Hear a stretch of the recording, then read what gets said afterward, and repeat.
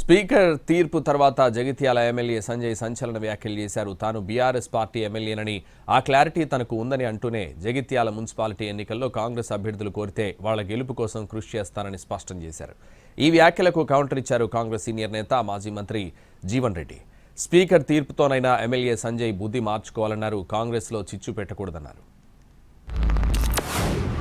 నేను ఇప్పటికీ బీఆర్ఎస్ నేను కాంగ్రెస్ ప్రభుత్వంతో కలిసి పనిచేస్తున్నా. ఈ ఎలక్షన్లో కాంగ్రెస్ అభ్యర్థులు గెలుపుకు నువ్వు కోరిన వాళ్ళని కొందరు కోరకపోవచ్చు, కోరకపోతే నేను చెయ్య. అంతకుముందు నాతో బీఆర్ఎస్ తోటి ఉన్న సహచరులు ఉన్నారు, వాళ్ళు కోరితే కూడా నేను సహాయం చేస్తా. ఇక్కడ ఉన్న వాళ్ళకి ఇబ్బంది కాకుండా, ఈ స్టేజ్లో ఉన్న వాళ్ళకి ఇబ్బంది కాకుండా ఉంటే క్లారిటీతో ఉన్నా. ఎందుకంటే వాళ్ళు ప్రభుత్వంతో కలిసి పనిచేస్తే జగిత్యాల పట్టణం అల్టిమేట్గా డెవలప్ కావాలి. అది నా ఉద్దేశం. స్పీకర్ గారి తీర్పు తర్వాత బుద్ధిగా మెదులుకో. ఆ పక్కింటోడి కన్నం వేసే బుద్ధి మార్చుకో. పక్కింటోడి సంసారంలో చిచ్చు పెట్టే ప్రయత్నం మానుకో. నీ సంవత్సరాలు చక్కగా చేసుకో. నీ సంసారానికి నేను అడ్డుపడతాను ప్రయత్నం చేస్తలేను కదా.